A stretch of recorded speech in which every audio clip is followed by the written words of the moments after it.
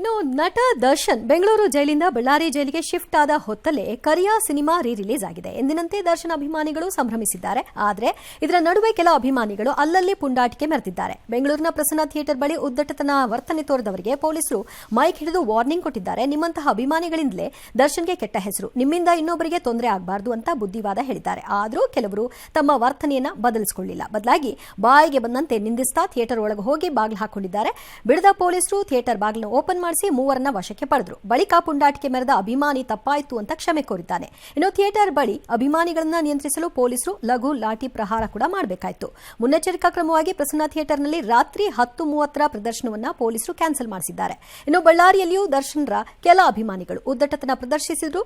ಕನಕದುರ್ಗಮ್ಮ ದೇವಿ ವಿಗ್ರಹಕ್ಕೆ ಹಾರ ಹಾಕುವ ಭರದಲ್ಲಿ ಎಡವಟ್ಟು ಮಾಡಿದ್ರು. ವಿಗ್ರಹದ ತಲೆ ಮೇಲೆ ಕಾಲಿಟ್ಟಿದ್ದಾರೆ. ಇದಕ್ಕೆ ಭಾರಿ ಆಕ್ರೋಶ ವ್ಯಕ್ತವಾಗಿದೆ. ನಿಮ್ಮಂತ ಕೆಲವು ಕೆಟ್ಟಿರೋದನ್ನೇ ಅವ್ರಿಗೆ ಕೆಡಿಸ್ಬಿಡ್ತಾರದು. ಒಳ್ಳೆ ಅಭಿಮಾನಿಗಳು ನಿಮ್ಮಂತ ಕೆಲವು ಕೆಟ್ಟ ಅಭಿಮಾನಿಗಳಿಂದ ಅವ್ರಿಗೆ ಕೆಟ್ಟಿಸ್ಬಿಡ್ತಾರ. ಕೆಲಸ ಮಾಡಕ್ ಬಂದಿದ್ರಿ, ಬಟ್ ನೀವು ಬಂದಾಗ ನಾನು ಜೋಶಿಂದ ಏನೋ ಬಂದೆ. ನಾನು D boss fan, but boss ಒಳಗಡೆ ಇರೋದ್ರಿಂದ ಏನೋ ಬೇಜಾರಾಯಿತು. ಮಾತಾಡಿದ್ದೀನಿ, ನಾನು ಮಾತಾಡಿದ ತಪ್ಪೆ, ನನ್ನ ತಪ್ಪಾಯಿತು, ನಾನು ಮಾತಾಡಿದ್ದು.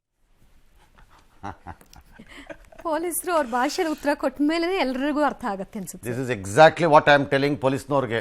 ಸದ್ಯಕ್ಕೆ ಅವ್ರು ಮಾಡಿದಾರ ಕೆಲಸನ. ದರ್ಶನ್ ಅಭಿಮಾನಿಗಳೆಲ್ಲರೂ ಪುಂಡ್ರಲ್ಲ. ಅಲ್ಲಿ ಬರ್ತಿರುವ ಪುಂಡರೆಲ್ಲರೂ ದರ್ಶನ್ ಅಭಿಮಾನಿಗಳು ಅಲ್ಲ, ಪೋಖ್ರಿಗಳು, ಆಂಟಿ ಸೋಷಿಯಲ್ ಎಲಿಮೆಂಟ್ಗಳು.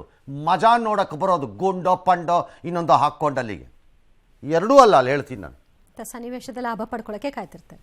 ದರ್ಶನ್ನ ಒಬ್ಬ ಕಲಾವಿದನಾಗಿ ಆತನ ಪಾತ್ರಗಳನ್ನು ಮೆಚ್ಚುವುದು ಮತ್ತು ಅದರ ಮೂಲಕ ಆತನ ಮೇಲೆ ಒಂದು ವಿಶೇಷ ಅಭಿಪ್ರಾಯವನ್ನು ರೂಪಿಸಿಕೊಳ್ಳುವುದು ತಪ್ಪಲ್ಲ. ಅದು ತಪ್ಪಲ್ವೇ ಅಲ್ಲ. ಡಾಕ್ಟರ್ ರಾಜ್ಕುಮಾರ್ ಅವರ ಬಂಗಾರದ ಮನುಷ್ಯವನ್ನು ನೋಡಿ ಬಹುಜನ ಪ್ರೇರೇಪಿತರಾಗಿ ವಾಪಸ್ಸು ಹಳ್ಳಿಗಳಿಗೆ ಹೋಗಿರುವುದು ಉಂಟು. ಆದರೆ ಅವರದೇ ವಿಚಾರದಲ್ಲಿ ಹಿಂದೊಮ್ಮೆ ಇಂತಹದೇ ಪ್ರಶ್ನೆಗಳು ಬಂದಾಗ ಅಂದಿನ ಒಬ್ಬ ರಾಜಕಾರಣಿ ಪ್ರಶ್ನೆ ಮಾಡುತ್ತಿದ್ರು ಅಂತ ಅವ್ರ ಮೇಲೂ ಹೀಗೆ ತಿರುಗಿದ್ರು. ಬಟ್ ಅದು ಆಮೇಲೆ ಏನೂ ಆಗಕ್ಕಾಗಲಿಲ್ಲ. ಈ ಚರಿತ್ರೆಯ ಪುಟಗಳಲ್ಲಿ ನಡೆದಿರುವ ಈ ಪ್ರಕರಣಗಳು, ಘಟನೆಗಳ ಅರಿವಿಲ್ಲದೆ ಶಿಳ್ಳೆ ಹಾಕಕ್ಕೆ ಬರುತ್ತೆ, ಜಂಪ್ ಮಾಡ್ಕೋತೀನಿ ಕೋತಿ ಥರ ಅಂತ ಹಾರಾಡಿದ್ರೆ ಪ್ರಯೋಜನ ಇಲ್ಲ. ಘನತೆವೆತ್ತಲ್ಲಿ ಯಾರೋ ಪೊಲೀಸ್ ಆಫೀಸರ್ ಹೇಳಿದ್ದು ಭಾಳ ಚೆನ್ನಾಗಿ ಹೇಳಿದ್ರು. ಪ್ಲಸ್ ಐ ಆಮ್ ಸರ್ಪ್ರೈಸ್ಡ್, ಆ ಆಫೀಸರ್ ಅದನ್ನು ಓಪನ್ ಅಲ್ಲಿ ನಿಂತ್ಕೊಂಡು ಜನದ ಮುಂದೆ ಅದನ್ನು ಹೇಳಿದ್ದವರು ಮೈಕ್ ತಗೊಂಡು. That is policing. ಅದು ಸರಿಯಾದ ಪೊಲೀಸಿಂಗ್. ಪೊಲೀಸಿಂಗ್ ಅಂದ ಕೂಡಲೇ 16 ಜನ ಸಿಕ್ಕಿದ್ರು 2 ಲಾಠಿಲಿ ಬಿಡೋದಲ್ಲ. ಈ ಎಚ್ಚರಿಕೆ ಕೊಡೋದು ಇದೆಯಲ್ಲ, ಆ ಎದೆಗಾರಿಕೆನೂ ಇರಬೇಕು ಪೊಲೀಸ್ನವ್ರಿಗೆ. ಅದನ್ನು ಮಾಡಿದ್ದಾರೆ, ಕರೆಕ್ಟಾಗೇ ಮಾಡಿದ್ದಾರೆ.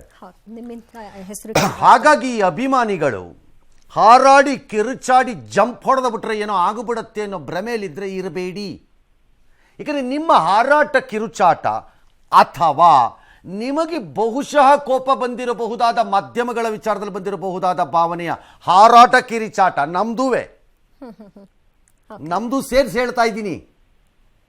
ಏನೋ ಅದನ್ನೇ ತೋರಿಸ್ತಾ ಇದ್ದಾರೆ, ಆ ಫೋಟೋನೇ ತೋರಿಸಿದ್ರು ಅಂತನೋ, ಅದೇ ಕೇಸ್ ತೋರಿಸಿದ್ರು ಅಂತನೋ, ಅದೇ ಹಾಕಿದ್ರು ಅಂತನೋ, ಅಥವಾ ನಿಮ್ಮದು ಇದೆಯಲ್ಲ, ಇದು ಎರಡೂ ಅಂತಿಮವಾಗಿ ನಿಮ್ಮ ಮೆಚ್ಚಿರುವ ನಟನನ್ನು ರಕ್ಷಣೆ ಮಾಡಲ್ಲ.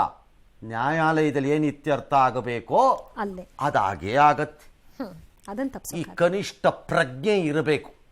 ಎರಡನೇದು, ಕಲಾವಿದನಾಗಿ ನಾನು ಬೆಳೆಸಿಕೊಂಡಿರುವ ಭಾವನೆಯನ್ನು, ಅದು ಯಾರೇ ಕಲಾವಿದ ಆಗಿರಲಿ, ಅದು ದರ್ಶನೋ ಇನ್ನೊಬ್ಬರು, ನಾಳೆ ನಾನಾದರೂ ಸರಿ, ನೀವಾದರೂ ಸರಿ, ಯಾರೇ ಆಗಲಿ, ವೈಯಕ್ತಿಕ ಜೀವನದಲ್ಲಿ ಮಾಡಿಕೊಳ್ಳಬಹುದಾದ ಅಪರಾಧ ಅದಕ್ಕೆ ಹೋಲಿಕೆ ಮಾಡಿ ಮಾಫಿ ಮಾಡಲಿಕ್ಕೆ ಬರುವುದಿಲ್ಲ.